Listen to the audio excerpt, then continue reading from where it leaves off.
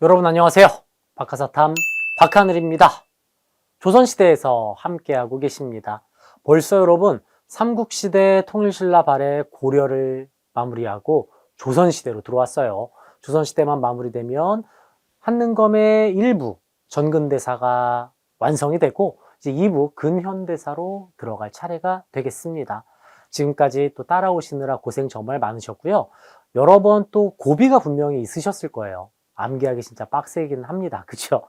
근데 역사 속에서 역사 속으로 들어가서 그 시대를 살아간다고 생각하시면서 공부를 하신다면 절대 잊혀지지 않는, 그리고 반드시 우리가 교훈을 얻을 수 있는 그러한 역사라고 생각을 합니다. 조선시대에서도 굉장히 다양한 이야기가 있고요. 여러분께 약속을 해드릴 수 있는 점이 시간이 지날수록, 뒤로 가면 뒤로 갈수록 훨씬 더 재미있고 시간도 빠르게 가고 암기도 확실하게 된다는 점 약속해 드릴 수 있습니다. 고려시대보다 훨씬 더 흥미진진하고 정말 우리가 꼭 알아야 될 이야기, 조선시대 본격적으로 한번 들어가 볼까요? 14강입니다. 14강 노란색으로 쓰다가 이제 흰색으로 나오는데요. 조선의 건국 과정과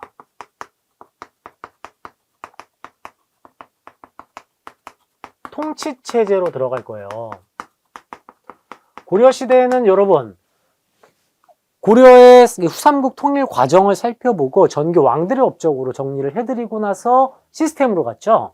근데 조선시대만큼은 시스템을 먼저 파악한 뒤에 왕들의 업적으로 들어갈 예정입니다. 왕들의 업적으로 한바닥 때려잡기로 가야 조선시대가 한방에 이해가 될 수 있어서 전기 왕의 업적, 그 다음 흐름과 변천 이렇게 하지 않고 시스템을 먼저 정비한 뒤에 태조부터 쫙 고종까지 스트레이트로 한번 또 들어갈 예정입니다. 자, 그러면 조선의 건국 과정 속으로 한번 가봐야 되겠죠? 고려 말로 한번 가볼까요? 고려 말.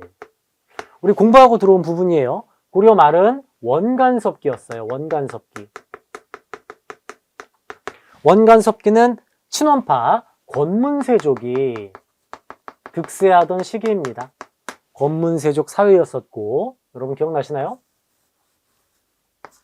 원나라가 우리 고려를 직접 지배하기 위해서 쌍성총관부, 동령부, 탐라총관부를 설치했었던 시기죠. 수도 개경에는 정동행성을 설치해서 내정간섭을 단행하고 있었습니다. 이런 상황 속에 공민왕이 즉위를 하면서 개혁정치를 단행합니다. 먼저 권문세족을 견제하기 위해 땅과 백성들을 조사하는 전민변정도감을 설치했어요. 신돈에게 권력을 주어서 전민변정도감을 통해 권문세족을 견제하기 시작했는데, 공민왕의 전민변정도감, 우리 이렇게 공부했었죠. 전민변정도감, 쌍성총관부를 되찾아오고 정동행성을 혁파하면서 고려식 관제를 다시 복구하기 시작합니다.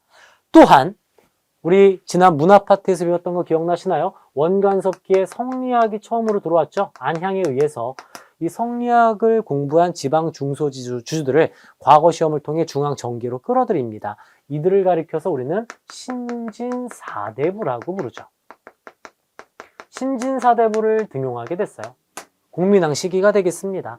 지방 향리 출신인 신진사대부, 이 성리학자들이 과거 시험을 통해 중앙정계에 진출을 하게 됐고요. 이 신진사대부들은 성리학자들이에요. 성리학자들. 이들이 바로 개혁을 단행하면서 권문세족을 견제하기 시작합니다.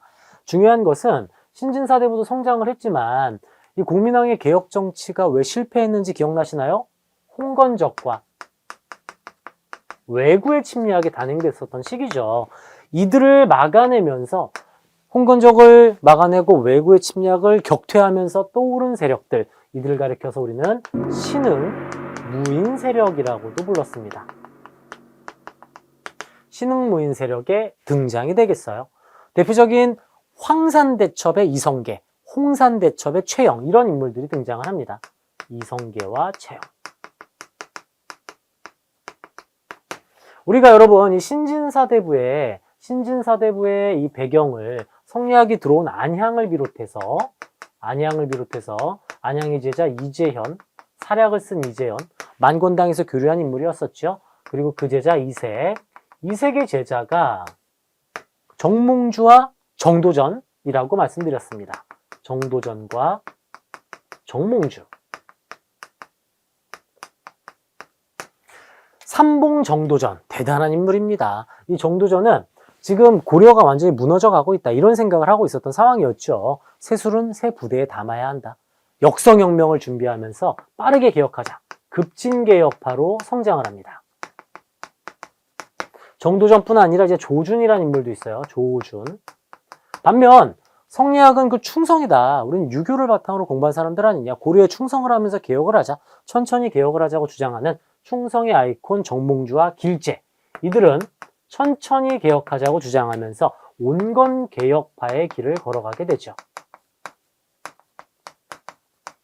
자, 이러던 중에 문제가 발생합니다. 우왕시기.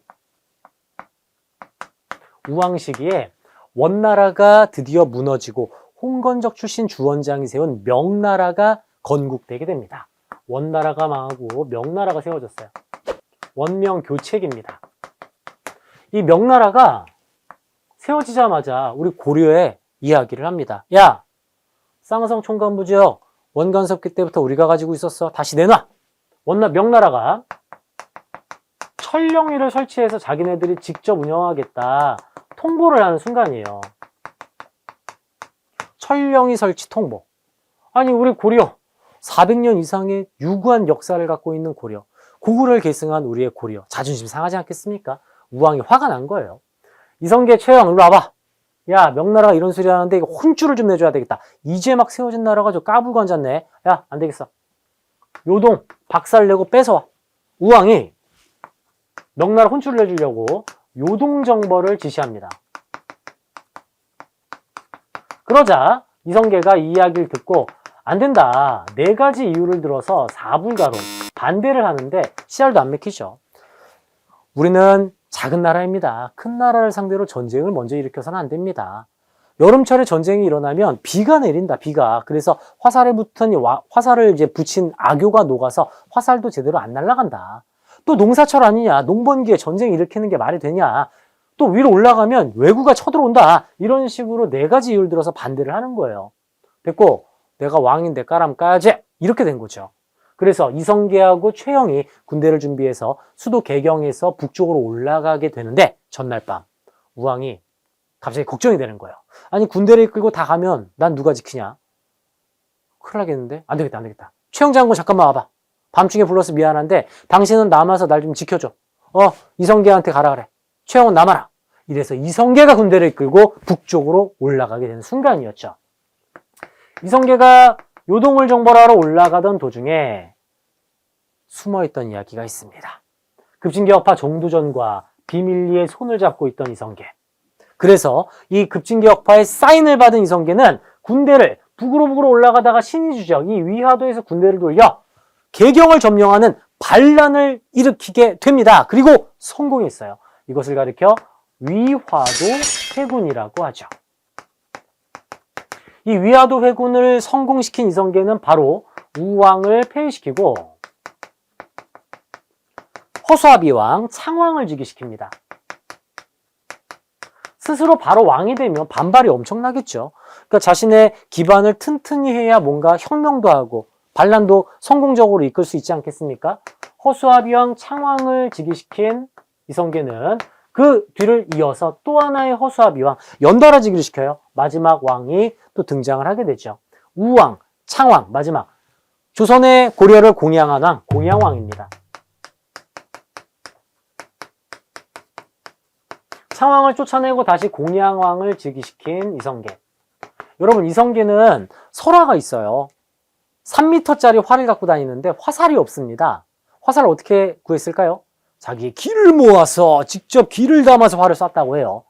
뻥이겠죠. 하지만 그만큼 명사수로 이름이 날려져 있고요. 나중에 이 조선의 이성계 이 어진 보면 어깨가 엄청나요. 어깨깡패. 싸움을 굉장히 잘했겠죠. 대장군입니다. 중요한 것은 새로운 나라를 세우고 시스템을 정비하기 위해선 대장군도 중요하지만 똑똑한 인재가 필요하지 않겠습니까? 조선을 설계하고 계획한 인물, 정도전을 중요하게 보셔야 돼요. 정도전. 이 정도전은 이 공양왕을 즉위시킨 뒤에 이성계를 앞세우면서 신진사대부의 기반을 마련하고자 과전법을 단행합니다. 과전법은 수조권 개념이에요. 수조권, 세금 거둘 수 있는 권리. 관직복무 대가로 지급하는 이 과전법은 경기도 지방의 수조권을 신진사대부에게 지급하면서 신진사대부의 세력 기반을 마련해주게 되었죠. 신진사대부의 기반이 마련이 된 순간이에요. 이때 지금 신진사대부가 두 파트로 나뉘어져 있지 않습니까? 이성계의 아들 이방원이 충성의 아이콘 정몽주를 찾아가죠. 여러분, 이방원은 고려시대 과거에 급제한 사람이에요. 굉장히 똑똑합니다. 똑똑하면서도 싸움을 잘한 것 같지는 않지만 이방원은 과거에 급제한 문과 출신이라는 점이 좀 중요하죠. 정몽주 찾아가서 이런들 어떠하리, 저런들 어떠하리 이렇게 딱 글을 보내는데 우리 정몽주가 뭐라고 합니까? 100번 죽어도 난 100고리 썩어도 절대 안 한다. 거절하죠. 정몽주 어떻게 해야 될까요? 제거해야죠. 온건 개혁파 정몽주를 선주교에서 철퇴로 제거를 하면서 이들은 이제 제거당하고 이들의 제자들은 지방으로 낙향을 하게 돼요. To be continue. 기억하십시오. 온건개혁파 정몽주와 길치의 제자들은 지방으로 내려가서 그곳에서 다시 성리학을 공부하며 힘을 키우게 되었고 이들은 우선 밀려난 거예요. 지금 역사의 뒤안길로 사라진 건 아니지만 우선 밀려난 상태에서 온건개혁파를 제거한 이성계와 급진개혁파 바로 뭐 해야 되겠어요? 왕이 돼야죠. 이성계가 왕으로 즉위하면서 조선을 건국합니다. 1392년도의 일이에요. 조선을 세운 이성계는 2년 뒤 수도를 풍수지리설에 입각하여 정도전이 설계한 한양으로 천도를 하게 되죠. 1394년도의 일입니다. 이로써 470여 년 동안 이어진 유구한 역사를 자랑하는 고려는 역사의 뒤안길로 사라지게 되고 조선의 문이 열리게 되었습니다. 이 조선의 건국 과정 단독 문제로 출제가 충분히 될 수가 있어서 제가 좀 자세하게 이 조선의 문을 열면서 설명을 드렸고요. 이 부분은 고려 정치사, 고려의 멸망 과정 파트에 담아놨으니까 여러분께서도 이따가 여러분만의 시간 필기노트 만드실 때 참고하시고요. 교재 앞부분으로 돌아가서 확인하시면 되겠어요. 순서대로 말하시오라고도 출제가 될 수 있으니까 꼼꼼하게 무슨 영화 보듯이 머릿속으로 상상하시면서 정리를 꼭 하셔야 되겠습니다. 자, 이렇게가 이제 조선의 건국 과정 살펴봤고요. 바로 태조 이성계의 업적으로 들어가는 것이 아니라 조선의 통치체제, 시스템에 대해서 한번 알아보도록 하겠습니다. 자, 통치체제. 조선의 시스템이에요, 시스템. 우리가 통일신라 발해 고려의 통치체제도 다 살펴보고 들어왔었죠. 좀 우리가 한능검 전범이니까요. 비교하면서 한번 들어가 볼게요. 첫 번째, 중앙정치기구 한번 살펴볼까요? 자, 신라 집사부의 시중 중심으로 운영되었다. 기억나시나요? 집사부의 시중 중심으로 운영. 이어서 발해 삼성육부였고 우리 발해식으로 정당성 중심으로 운영이 되었으며 정당성의 대내상이 이끌고 있었죠. 그쵸? 고려 이성육부입니다. 이성육부. 가장 중요한 것은 독자적인 회의기구, 도병마사, 식목도감이 있었어요. 복습이었어요. 공부한 내용. 우리 조선도 있지 않겠습니까? 자, 조선. 자, 조선은 또 이제 중앙정치기구 한번 살펴볼까요? 왕이 있고요. 왕이 있겠죠, 당연히. 그리고 중서문화성이 있는 것처럼 조선에는 의정부가 있어요. 정책을 결정하는 삼정승 회의기구가 되겠습니다. 좌상대감, 오! 우상대감 오셨어. 들어보셨죠? 영의정, 우의정, 좌의정 이들을 가리켜 삼정승이라 부르고요. 가장 높은 직급이에요. 영의정, 좌의정, 우의정 이 삼정승이 모여서 하는 회의기구가 의정부입니다. 이 의정부에서 정책을 결정하면 이어서 육조에서 실무행정을 나눠서 하고 있는데 이 육부는 황제의 나라고요. 육조는 왕의 나라예요. 이것은 이제 정치 흐름에서 왜 부에서 조가 됐는지 명나라에게 고개를 숙이게 되는 이유와 군신관계 체결에 대해서는 이 정치사에서 살펴보도록 하고, 순서와 이게 좀 끝발 순서가 좀 다릅니다. 우리 이 6번 뭐였죠? 이병훈의 형이 예대와 공대 합격했대. 이병호 형 예공이었죠. 조선은 순서가 약간 달라요. 2조 관리 임명 당담, 관리 임명, 그 다음 호조, 예조, 병조, 형조, 공조 순이에요. 순서가 약간 달라졌죠. 관리 임명을 담당하는 2조 역시 중요하죠. 가장 중요한 부서가 되겠고요. 그 다음 재정이잖아요. 돈! 호조, 돈입니다. 재정. 예조는 예절, 교육이잖아요. 성리학이다 보니까, 성리학의 나라이다 보니까 병조보다 예조가 위에 있어요. 중요하죠. 병조 이제 국방이 4번째입니다. 조선은 임진왜란이 일어나기 전까지 약 200년 동안 그래도 이제 잦은 뭐 삼포해란 같은 을무해병 같은 걸 제외하고 좀 평화시대다 보니까 병조가 좀 밑으로 내려와 있죠. 형조는 형벌이 되겠고요. 공조는 수공업이에요. 수공업을 좀 멸시하고 있음을 알 수가 있는 부분이네요. 자, 6조가 이렇게 운영이 되고 있습니다. 자, 이 고려에 중추원이 있었죠, 여러분. 왕의 비서기구. 조선도 있지 않겠습니까? 조선은 여봐라, 예전하고 막 뛰어다가는. 왜 여러분 영화 광해 혹시 보셨나요? 광해 보면은 유승용 씨가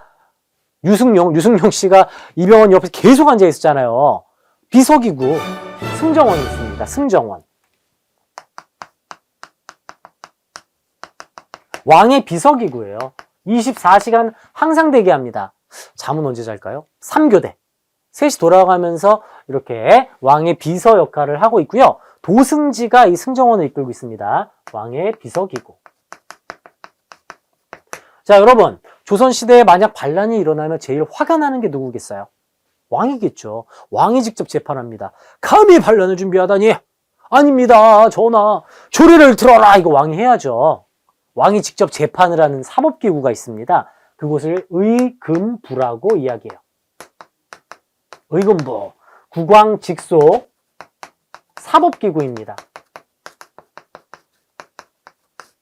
왕과 연결된 게 승정원과 의금부지 않습니까? 왕권이 강해지면 승정원의 힘과 의금부의 힘도 함께 강해지는 것을 같이 알아두시면 좋겠고요. 뭐니 해도 이제 여기가 중요합니다. 별 3개 들어가요. 3스타 3사입니다. 3사. 고려의 3사는 곡식의 출납을 담당하는 기구였는데 조선의 3사는 3개 부서를 얘기합니다. 사헌부와 갑자기 흰색으로 들어갔네요. 사헌부와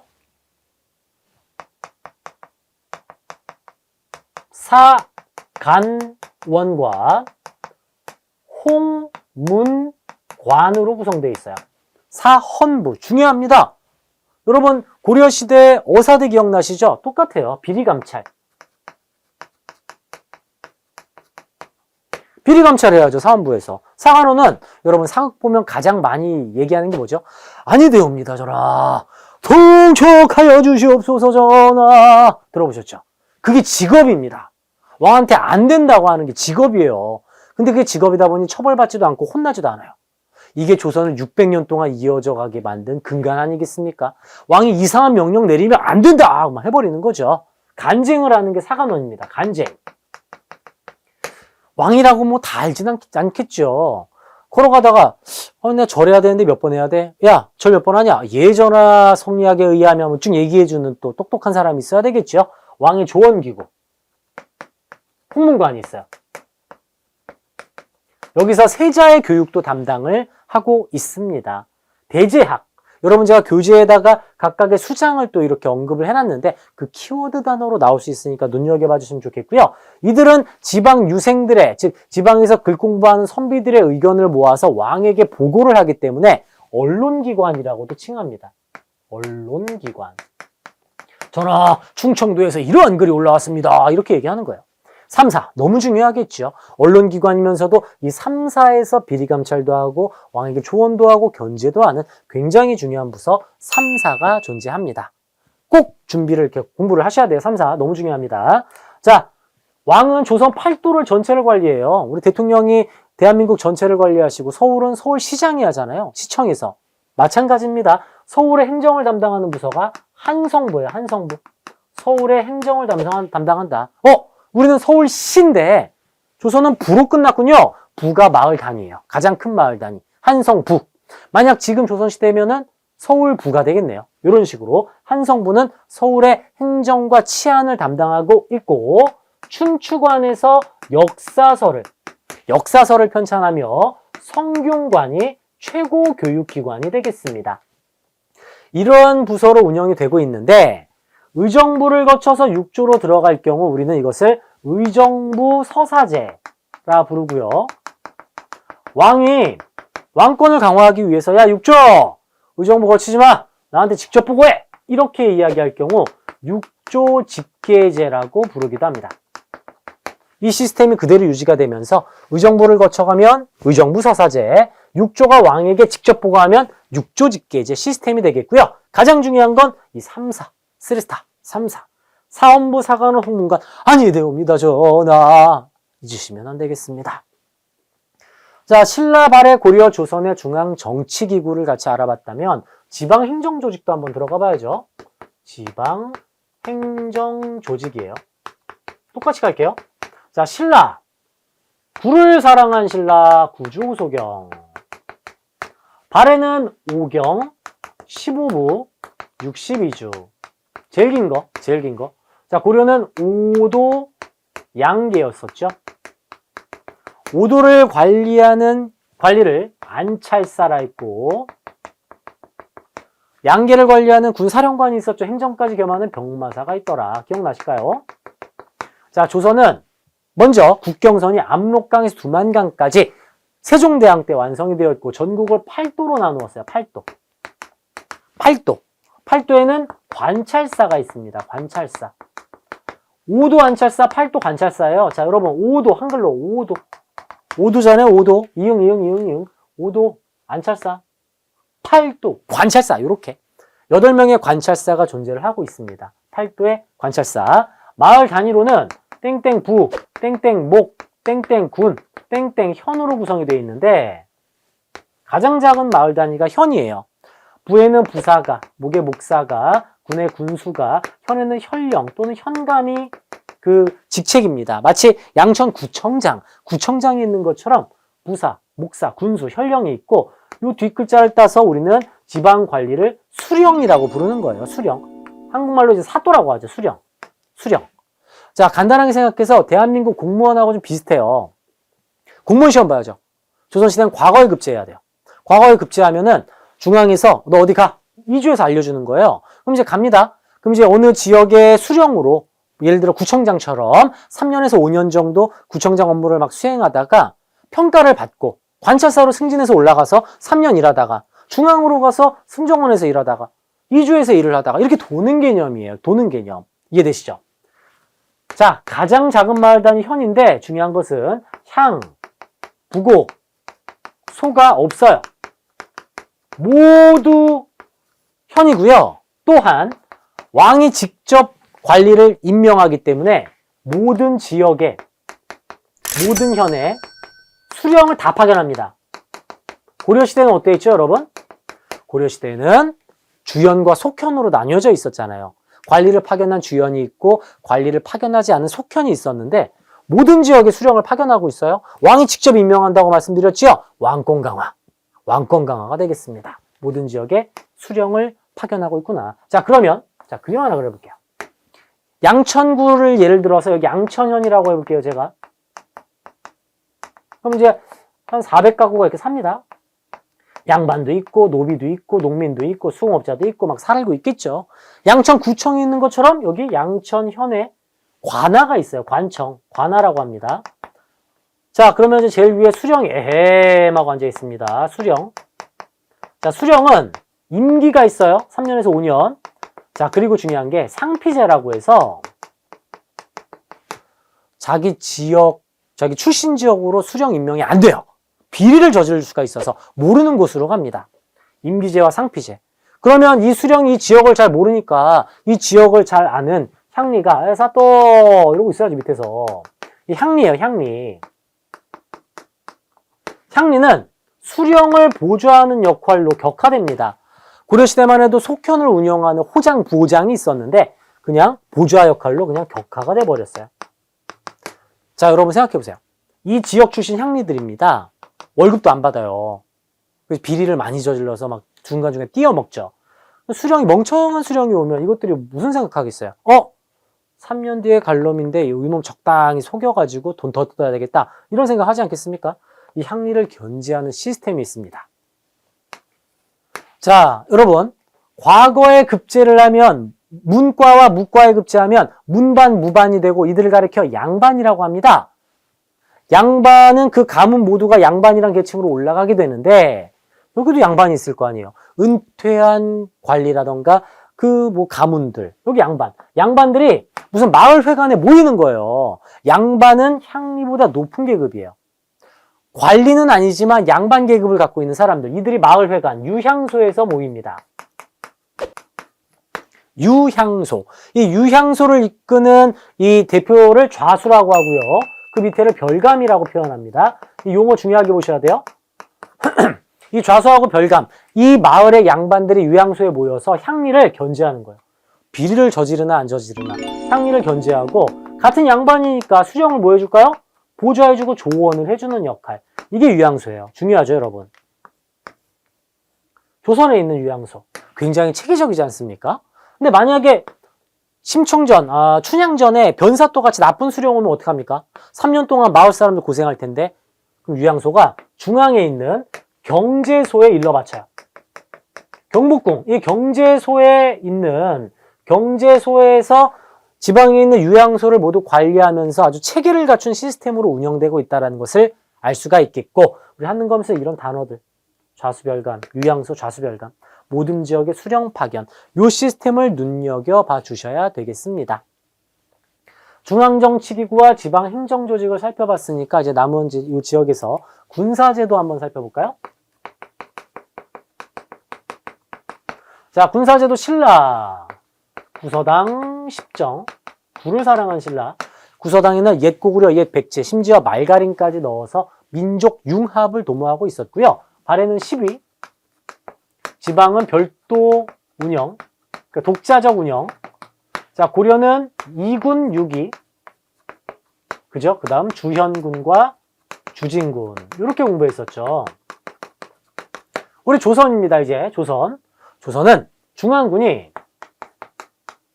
수도 서울을 지키는, 한양을 지키는 동서남북 중앙 5개 방위를 지키는군요. 5위. 그 다음 지방군은 사령관이 갑니다. 병마절도사와 육군참모총장이에요. 그 다음에 해군참모총장, 수군절도사가 있어요. 이들이 훈련을 시키고 있고 16세에서 60세 양인 남자들이 국방의 의무를 지게 돼 있습니다. 현역 군대로 입대를 할 경우에 이제 정군, 그리고 보충역으로 정군의 월급을 지원해주는 보인이 있습니다. 보인. 또는 봉족이라고도 해요. 봉족.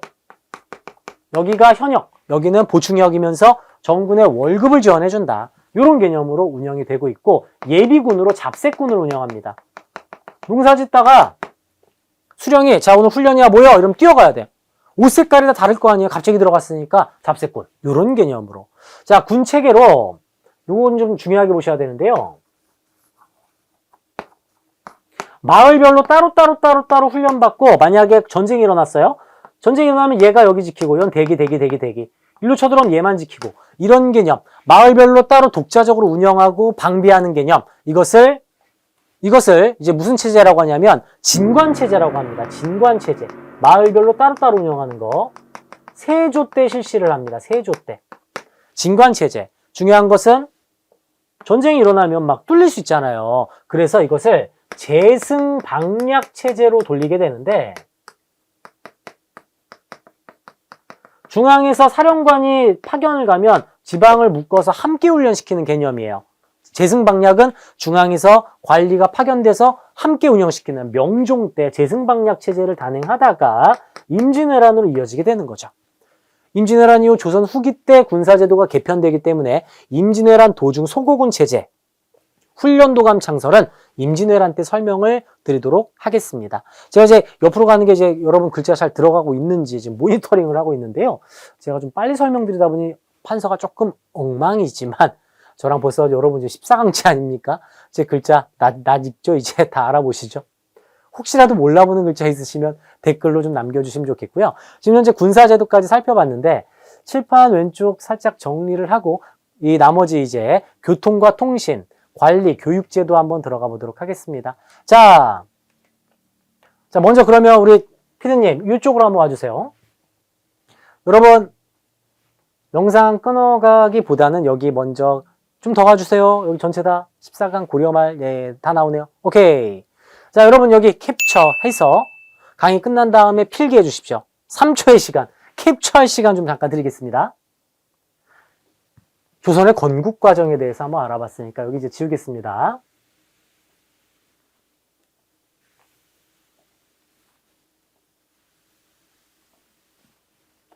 시스템이 제일 중요해요, 여러분. 시스템하고 정치사를 꼭 꼼꼼하게 공부를 해 두셔야 문제에 이제 여유 있게 다 맞추실 수가 있어요.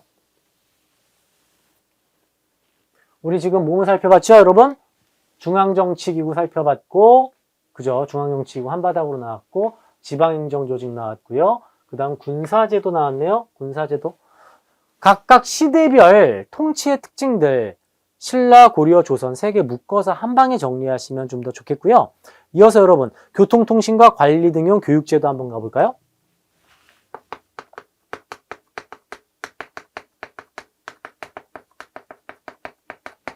자, 교통제도는 우선 말 타고 다녀야죠. 말 뚜구닥 타고 가는데 관리가 왕명, 어명을 들고 막 가는데 말이 지치면 어떡합니까? 똥도 싸야 되고 당근도 먹고 잠도 자야 되는데, 그래서 말이 지칠 때쯤에 말을 갈아탈 수 있게 운영하는 시스템, 이걸 역참이라고 합니다. 또는 역원이라고도 해요. 역원. 이곳에서 이제 싱싱한 말들이 대기하고 있는 거고 마패를 보여줘서 갈아탈 수 있는 개념, 이 역참과 역원으로 운영을 하고 있습니다. 중간중간 말을 갈아타고 관리가 잠깐 쉬고 또 바로 또 달려갈 수 있게 역참제도로 이 교통이 운영되고 있고요. 역시 세금은 물길을 계속 이용하고 있죠. 조운입니다. 조운. 조세운반로. 조운로를 통해서 세금을, 특산물과 쌀을 수도 한양으로 가지고 오고 있어요. 그래서 경창이라고 해서 여러분 광흥창이라던가 이런 서울에 있는 역들, 이게 다 경창이에요. 창고. 세금을, 쌀을 모아두는 창고, 경창. 알겠죠? 서울에 있는 창고, 경창.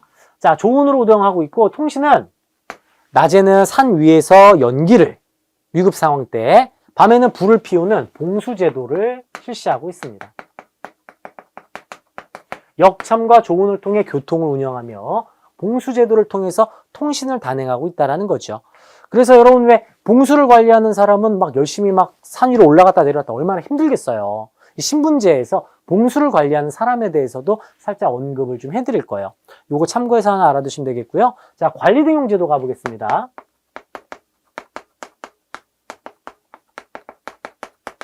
자, 신라 골품제, 뼈다귀의 품격. 고려시대 금수저제도, 음서제도. 우리 조선은 능력중심 사회예요. 과거제가 핵심입니다. 과거제도는 먼저 시험을 2번 봐요. 첫 번째 시험을 초시, 그 다음 이제 복시, 두 번째 시험은 복시라고도 하고요. 또는 속과와 대과라고도 합니다. 가장 먼저 치르는 과거를 생원시와 진사시라고 해요. 허생원, 김진사 들어보셨죠? 진사에 합격을 하면 최고교육기관인 성균관에 입학할 수 있는 자격이 부여되고 성균관에서 마지막 대과를 치르는 개념입니다. 33명의 관리를 3년에 한 번씩 뽑고 있습니다. 시험은 고려시대와 마찬가지로 제술과와 명경과를 통해 시험 보는데 과거의 난이도가 어느 정도냐면 과거에 있었던 사법고시와 행정고시를 결합한 난이도로 보시면 되겠어요. 중요한 것은 고조할아버지, 증조할아버지, 할아버지, 아버지나 5대 안에 과거급제자가 없으면 양반주의 박탈입니다. 그러니까 자신의 가문을 위해서 밤새 공부를 해야 되는 거예요.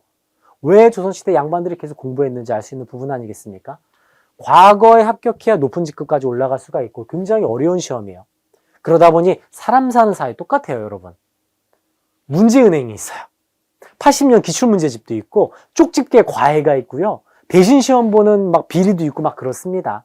지금이랑 예전이나 비슷해서 비리도 있었고 쪽집게 과외도 있었다라는 이런 재미도 좀 같이 알아두시면 좋겠습니다.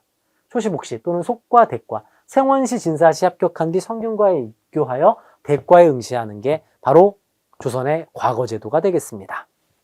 물론 음서도 있죠. 음서도 있는데 음서는 하급관리의 하나입니다. 하급관리. 하급관리의 하나는 게 음서제도가 되겠고요. 과거 시험의 종류로는 이제 문과, 그리고 무과, 잡과가 있어요. 잡과는 이제 기술행정인데 이 잡과는 해당 관청에서 직접 실시를 합니다. 고려시대는 여러분 왜 국자감이 유학부와 기술학부를 운영하면서 학교 국립교육기관에서 기술도 가르쳐주지 않았습니까? 하지만 조선은 오직 성리학, 성리학만을 가르치는 교육이고 성리학만을 강조한 나라다 보니 기술행정을 멸시했어요. 해당 관청에서 시험을 보고요. 기술행정을 한 사람들은 하급관리 중인에 불과합니다. 반드시 성리학, 과거에 합격을 해야 되고요. 문과, 무과 이 두 개 시험이 메인이라 할 수 있겠어요. 음서도 있습니다. 하지만 하급관리에 해당한다라는 거 요거 중요하게 보시면 되겠고 마지막 교육제도 볼까요? 묶어서 볼 수가 있겠네요. 하늘천 따지 서당에서 천자문 공부합니다. 중등교육기관으로 가요. 중등교육기관 서울중앙에는 한양에는 중앙이 한양이에요. 4부학당을 운영하고 있고 지방은 향교를 운영합니다. 중등교육이에요. 중등교육. 향교 역시 국립교육기관이고 지방에서 학생들을 가르치는 개념이라서 중앙에서 선생을 파견해요. 교수와 훈도를 파견해서 학생들을 가르치죠. 여기에서 여러분 생원시 진사시 보는 거예요. 합격하면 어디 간다? 성균관에 들어가는 거죠. 성균관에서 법학을 공부하였다. 굉장히 그럴싸하지만 틀립니다. 로스쿨이 어디 있어요? 성균관은 오직 성리학. 오직 성리학이에요. 이 개념. 서당에서, 사부학당 향교에서. 자, 여기에서 하는 건 키워드. 향교는 교수 훈도 파견이라면 앞서 우리 뒤에서 지금 화면이 넘어가야 되니까 제가 이따 말씀드릴 건데 유향소에는 좌수별감이 있다. 이 단어가 좀 헷갈려요. 눈여겨봐 주셔야 됩니다. 향교니까 교수님이 있어야죠. 가르치는 사람이 있어야죠. 이렇게 접근해 보세요. 서당, 사부학당, 향교에서 공부하고 성균관에서 오직 성리학만 공부한다. 이렇게 보시면 이제 조선의 시스템에 대해서 얼마나 체계를 갖춘 나라인지 알 수가 있겠습니다. 중앙정치기구 이해하셔야 되겠고요. 지방행정, 화면 좀 길게 뽑아주세요. 하나면으로 꽉 채워주세요. 지방행정조직, 군사제도, 네, 그 다음에 이쪽으로 오면은 교통통신제도, 관리등용제도.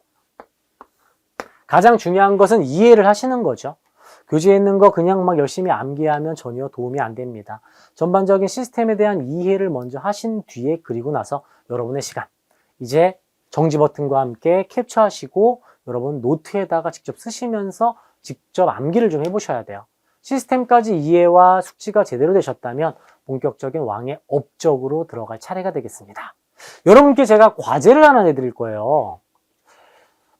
과제는 거의 처음 아니겠습니까? 조선은 태조부터 마지막 순종까지 27명의 왕이 있어요. 태정, 태세, 문단세, 예성년중, 임명선 알고 계시죠? 암기해 오십시오. 태조부터 순종까지 왕 이름 암기만 해오시면 제가 왕 하나하나 에피소드 다 엮어가지고 마지막까지 정리해 드릴 거예요. 흥미진진한 이야기가 여러분을 기다리고 있습니다. 그러기 위해선 왕의 이름만큼은 조금 암기를 해주셔야 될 필요가 있겠죠. 태정, 태세, 문단세, 예성년중, 임명선, 광인, 효현, 숙경영, 정순원철, 고순 27명의 왕의 에피소드 준비해서 다음 강의 찾아오도록 하겠습니다. 꼭 과제해 오셨으면 좋겠어요. 27명의 왕만큼만 딱 외워서 다음 강의 15강에서 만나 뵙도록 하겠습니다. 조선의 시스템, 건국과정 공부하시느라 고생 많이 하셨습니다. 다음 강의에서 만나요, 여러분. 감사합니다.